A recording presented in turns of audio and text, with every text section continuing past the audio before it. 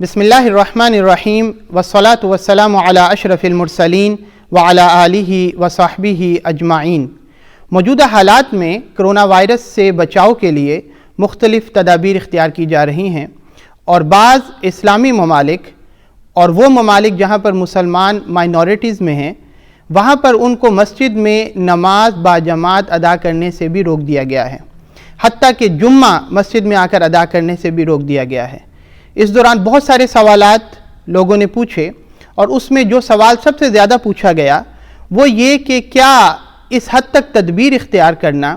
کہ لوگوں کو نماز باجماعت ادا کرنے سے روک دیا جائے، حتیٰ کہ جمعہ مسجد میں آ کر ادا کرنے سے روک دیا جائے، کیا اس حد تک تدبیر کو اختیار کرنا کہیں یہ اللہ پر توکل کرنے کے خلاف تو نہیں ہے؟ اور تدبیر کی اہمیت اور حیثیت اسلامی نقطہ نظر سے کیا ہے؟ تو یاد رکھیں، اللہ پاک نے قرآن پاک میں سورہ بقرہ میں ارشاد فرمایا وَلَا تُلْقُوا بِأَيْدِيكُمْ إِلَى التَّهْلُكَةِ، تم اپنے ہاتھوں سے اپنے آپ کو ہلاکت میں مت ڈالو۔ اس آیہ کریمہ میں اللہ پاک نے ہمیں حکم دیا کہ نقصان سے بچنے کے لیے آپ تدابیر اختیار کریں، آپ اسباب اختیار کریں، آپ اسٹریٹجیز وضع کریں کہ آپ نے کس طرح نقصان سے بچاؤ کرنا ہے۔ اور یاد رکھیں کہ توکل کہتے ہی تب توکل کو ہیں جب اس کے ساتھ تدبیر شامل ہوتی ہے۔ اگر تدبیر توکل کے ساتھ نہ ہو تو اس کو توکل نہیں کہتے، اس کو تواکل کہتے ہیں، اور یہ شریعت میں بڑی ناپسندیدہ ہے۔ اگر آپ قرآن پاک کا مطالعہ کریں تو سورہ مائدہ کے اندر اللہ پاک نے موسیٰ علیہ السلام کے ذریعے بنی اسرائیل کو حکم دیا یا قوم ادخلوا الارض المقدسۃ التی کتب اللہ لکم۔ اللہ پاک نے فرمایا بنی اسرائیل کو کہ ہم نے تمہارے لیے یہ ارض مقدسہ لکھ دی ہے، اللہ نے لکھ دی ہے، تم فتح یاب ہوگے، تم جاؤ اور حملہ کرو۔ اب ظاہر بات ہے جب آپ حملہ کرنے جائیں گے تو تھوڑی سی ریزسٹنس تو آگے سے ہوگی، لیکن ان لوگوں نے بجائے اس کے کہ اسٹریٹجی بناتے، بجائے اس کے کہ تدبیر اختیار کرتے کس طریقے سے حملہ کرنا ہے، کس طریقے سے ہم نے اس جنگ کو جیتنا ہے، بجائے اس کے انہوں نے آگے سے جواب دیا قالوا یا موسیٰ ان فیہا قوما جبارین، اے موسیٰ وہاں تو بڑے بڑے جبابرہ ہیں، بڑے ظالم لوگ ہیں، تو ہم ہرگز ادھر نہیں جائیں گے جب تک وہ ادھر سے نہیں نکلتے۔ قالوا یا موسیٰ انا لن ندخلھا ابدا ما داموا فیہا، اے موسیٰ ہم اس کے اندر جب تک وہ لوگ موجود ہیں ہم داخل نہیں ہوں گے۔ فَاذْهَبْ أَنْتَ وَرَبُّكَ فَقَاتِلَا إِنَّا هَاهُنَا قَاعِدُونَ، تو اور تیرا رب جائے اور جا کے قتال کریں، لڑیں، اور ہم یہاں بیٹھے ہیں۔ تو جو زمین اللہ پاک نے ان کے لیے لکھ دی تھی کہ فتح یابی ہوگی، لیکن ان کے تدبیر اختیار نہ کرنے کی وجہ سے، ان کی اسٹریٹجی کو وضع نہ کرنے کی وجہ سے، اللہ پاک نے اسی زمین کے بارے میں پھر کہا قَالَ فَإِنَّهَا مُحَرَّمَةٌ عَلَيْهِمْ 40 سنہ، کہ اب یہی زمین ان لوگوں کے لیے جنہوں نے سستی کی، جنہوں نے تدبیر اختیار نہیں کی، جنہوں نے اسٹریٹجی وضع نہیں کی، جو ہم نے ان کے لیے جس کی فتح یابی لکھ دی تھی، فرمایا اب یہی زمین ان کے لیے 40 سال کے لیے حرام ہے۔ اب 40 سال کے بعد پھر ان کی نئی نسل آئی، اس نے جا کے پھر اس زمین کو فتح کیا۔ تو تدبیر ہر انسان کے لیے ضروری ہے کہ اس کو وہ اختیار کرے۔ اور اگر ہم احادیث کی روشنی میں دیکھیں تو آقا علیہ السلام نے جو تدابیر اختیار کرنے کے لیے کہا اور کر کے دکھائیں، اس کی روشنی میں آپ کو موجودہ حالات میں پتہ لگ جائے گا کہ ہم کس حد تک تدابیر کو اختیار کر سکتے ہیں۔ آقا علیہ السلام میں بخاری شریف میں حدیث آتی ہے، حضور نے فرمایا فر من المجذوم کما تفر من الاسد، فرمایا جو مجذوم ہے، جس کو جذام ہے، جس کو آپ لیپریسی کہتے ہیں، فرمایا کہ وہ جو شخص ہے اس سے ایسے بھاگو جیسے تم شیر سے بھاگتے ہو۔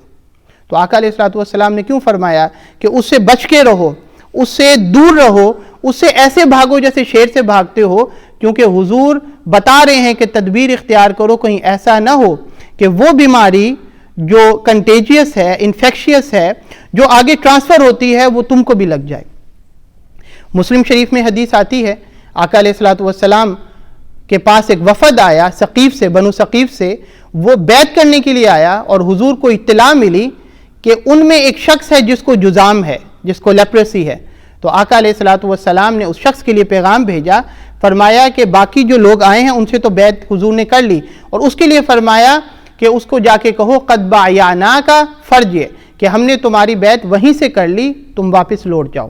آقا علیہ الصلوۃ والسلام نے کیوں فرمایا کہ تاکہ اگر وہ ایسی کوئی ڈیزیز ہے، ایپیڈیمک ہے جو کہیں سے آئی ہے یا آگے کنٹیجیس ہے، منتقل ہونے والی ہے، تو وہ مسجد میں آئے گا، دوسرے بچے بھی آتے ہیں، عورتیں بھی آتی ہیں، دوسرے لوگ بھی آتے ہیں، تو کہیں ان کو منتقل نہ ہو جائے۔ اور اس کا عملی نمونہ حضرت عمر فاروق رضی اللہ تعالیٰ عنہ نے کر کے دکھایا۔ حضرت عمر فاروق رضی اللہ تعالیٰ عنہ جب شام کے سفر پر گئے، یہ بھی بخاری شریف میں آتا ہے، جب شام کے سفر پر گئے تو وہاں پر پتہ لگا کہ طاعون کی بیماری، یہ جو پلیگ ہے جس کو آپ کہتے ہیں طاعون، یہ بیماری وہاں پر موجود تھی۔ تو داخل ہونے سے پہلے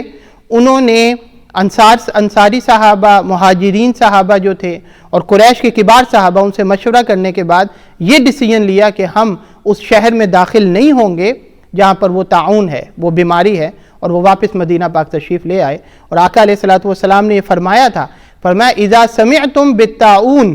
بارض فلا تدخلوها، فرمایا جب تم سنو کہ کسی زمین پر، کسی جگہ پر، کسی شہر میں اگر طاعون کی بیماری ہے، ایسی بیماری ہے جو کنٹیجیس ہے، جو آگے لگ جاتی ہے، تو فرمایا اس میں داخل نہ ہو۔ اور فرمایا وَإِذَا وَقَعَ بِهَا وَأَنْتُمْ فِيهَا، فرمایا کہ اگر تم یہ سنو کہ وہ اس جگہ پر ہے جہاں پر تم ہو، تو فرمایا فَلَا تَخْرُجُوا مِنْهَا، وہاں سے پھر نہ نکلو۔ کیوں کہ تم ایک جگہ سے نکل کے دوسری جگہ، دوسرے شہر، دوسرے ملک جاؤ گے تو وہ بیماری اپنے ساتھ لے کر جاؤ گے۔ تو آقا علیہ الصلوۃ والسلام نے یہ بیان فرما دیا کہ یہ جو کنٹیجیس ڈیزیزز ہوتی ہیں، انفیکشس ہوتی ہیں، آگے ٹرانسمیسیبل ہوتی ہیں، ان کے بارے میں احتیاط کرنی چاہیے، آگے انسان کو لگ جاتی ہیں اور نقصان پہنچتا ہے۔ اور اس جگہ پہ میں یہ واضح کرنا چاہتا ہوں کہ بعض لوگوں کو غلط فہمی ایک حدیث پاک سے ہوئی، جس میں آقا علیہ الصلوۃ والسلام نے فرمایا کہ لا عدوہ، بخاری شریف میں آتی ہے، فرمایا کہ جو متعدی بیماری ہے وہ کچھ نہیں ہے۔ تو اس سے لوگوں کو مفہوم یہ ہوا کہ شاید کہ کوئی ایسی کنٹیجیس اور متعدی بیماری جو آگے منتقل ہوتی ہے یہ کچھ نہیں ہوتی، ایسا نہیں ہے۔ آقا علیہ الصلوۃ والسلام کی دوسری احادیث سے یہ ثابت ہے اور یہ ہے۔ رہی بات اس حدیث کی، اس میں آقا علیہ الصلوۃ والسلام نے ایک عقیدہ سمجھانے کے لیے بتایا کہ یہ بھی یقین رکھو کہ وہ آگے منتقل ہونا صرف اس سبب سے اگلے کو نقصان نہیں ہو جائے گا جب تک اللہ کا اس میں اذن نہ ہو۔ تو متعدی بیماری بھی تب اثر کرے گی جب اس میں اللہ کا حکم ہو۔ اور کسی شخص نے پھر پوچھا، فرمایا حضور آپ نے فرمایا کہ متعدی بیماری نہیں ہے، تو ہم نے یہ دیکھا ہے کہ اگر ہمارے پاس کوئی اونٹ ہو خارش زدہ، تو اس کو جب ہم اپنے صحیح اونٹوں میں ڈالتے ہیں تو وہ بیماری ان کو بھی لگ جاتی ہے، آپ نے فرمایا کہ متعدی نہیں ہوتی۔ تو حضور نے اس کو سمجھانے کے لیے کہا، حضور نے فرمایا کہ چلو یہ بتاؤ کہ ان کو تو بیماری لگی اس اونٹ سے، تو یہ جو اونٹ تھا اس کو کس سے بیماری لگی؟ اس سے تو کسی سے نہیں لگی، اس کو اللہ نے لگائی۔ تو عقیدہ یہ ہونا چاہیے کہ متعدی بیماری اگرچہ ہے لیکن اس میں اثر اللہ کے حکم کے بغیر نہیں ہوتا۔ تو ہمارے لیے حکم یہ ہے کہ ہم تدابیر کو اختیار کریں تاکہ اس چیز سے، اس نقصان سے بچا جائے۔ باقی اللہ کی مرضی ہے، وہ چاہے تو آگ جلاتی ہے، لیکن اللہ حکم فرما دے قلنا یا نار کونی بردا وسلاما علی ابراہیم، تو وہی آگ جلانے والی ابراہیم علیہ السلام پر ٹھنڈی ہو جاتی ہے، سلامتی والی ہو جاتی ہے۔ تو یہ یقین رکھ کے کہ کرنے والا وہی ہے، لیکن جو ہمیں نہیں پتا کہ اللہ کا ارادہ ہمارے ساتھ کیا ہے، تو ہمیں حکم یہ ہے کہ تدابیر کو اختیار کریں اور بچیں۔ رہا سوال کہ اس حد تک چلے جائیں کہ مسجد میں جمعہ پڑھنے سے روک دیا جائے، اس کے بارے میں کیا ہے؟ یہ ڈیپینڈ کرتا ہے کہ وہ بیماری کتنی سویئر ہے، جو اسپیشلسٹ ہیں، ڈاکٹرز ہیں، وہ کیا آپ کو انفارمیشن، معلومات دے رہے ہیں اس کے بارے میں کہ کس حد تک وہ سویئر ہے، کس طرح اسے بچا جائے۔ تو اس وجہ سے اس کے مطابق اس پہ عمل کیا جاتا ہے۔ اس پہ حدیث پاک میں ضرور مینشن کرنا چاہوں گا، بخاری شریف میں حضرت ابن عباس رضی اللہ تعالیٰ عنہ سے، کیونکہ ظاہر بات ہے کہ ہم لوگ جو اس ٹائم موجود ہیں، ہم میں 40 سال کے، 50 سال کے، 80 سال تک لوگ ہیں۔ اب یہ مسجد میں آنا یا مسجد میں جمعہ پڑھنے سے روک دینا اس بیماری کی وجہ سے کہ کہیں گیدرنگ میں ایک سے دوسرے کو نہ لگ جائے، وہ عجیب اس وجہ سے لگ رہا ہے کہ جمعے سے روک دیا، کیونکہ ہمارے ہاں جو لوگ 70 سال 80 سال تک یہ جو عمر ہے، اس میں کبھی ایسا موقع نہیں آیا کہ ایسے حالات ہوں کہ جمعے سے روک دیا جائے، تو عجیب لگتا ہے۔ یہی عمل حضرت ابن عباس رضی اللہ تعالیٰ عنہ، بخاری شریف میں حدیث آتی ہے، جب انہوں نے یہ عمل کیا تو جو تابعین تھے انہوں نے بھی اپنی زندگی میں ایسا عمل نہیں دیکھا تھا، تو حضرت ابن عباس نے فرمایا جمعے والے دن بارش بہت تیز تھی، اور فرمایا مؤذن کو فرمایا کہ جب تم یہ کہو اذان میں اشہد ان محمد رسول اللہ، تو اس کے بعد حی علی الصلاۃ نہیں کہنا کہ نماز کی طرف آؤ، بلکہ کہنا قل صلوا فی بیوتکم، اپنے گھر میں نماز پڑھو، اپنے گھر میں ظہر کی نماز پڑھ لو۔ اب لوگوں نے جو ہے استنکروا، انہوں نے اس کو اچھا نہیں سمجھا، انہوں نے برا جانا، کیونکہ ظاہر بات ایک چیز ڈیولپ ہو جاتی ہے، ایک عمل ہے آپ کر رہے ہیں، جمعہ پڑھنا ہے، اتنی اہمیت کا حامل ہے، تو حضرت ابن عباس جو ہیں وہ کہہ رہے ہیں کہ اپنے گھروں میں پڑھ لو، جمعے والے دن ظہر کی نماز پڑھ لو، تو انہوں نے اس کو اچھا نہیں جانا۔ تو جب ان تک یہ بات پہنچی تو انہوں نے آگے سے فرمایا یہ جو عمل ہے فعلہ من ہوا خیر منی، فرمایا یہ جو عمل میں نے کیا ہے، یہ عمل مجھ سے جو بہتر ہیں انہوں نے بھی کیا تھا، وہ کون؟ آقا علیہ الصلوۃ والسلام۔ انہوں نے کہا کہ آقا علیہ الصلوۃ والسلام نے بھی یہ عمل کیا تھا، تو میں نے حضور کی سنت پہ عمل کیا، اور آگے فرمایا کہ میرے علم میں یہ بات ہے کہ جو جمعہ ہے ان الجمعۃ عظمۃ، فرمایا یہ جو جمعہ ہے مجھے پتہ ہے ضروری ہے، فرض ہے، لیکن میں نے اس چیز کو ناپسند کیا کہ ان اخرجکم وتمشون فی الطین والدھد، فرمایا میں نے اس چیز کو ناپسند کیا کہ میں تمہیں گھروں سے نکالوں جمعے کے لیے، اور تم کیچڑ میں اور مٹی میں چلتے ہوئے آؤ اور میں تمہیں پھسلواتا رہوں۔ تو لہٰذا وہ ان کو بھی، کیونکہ ان کے دور میں ایسا کبھی ہوا نہیں تھا، تو ان کو بھی عجیب لگی یہ بات،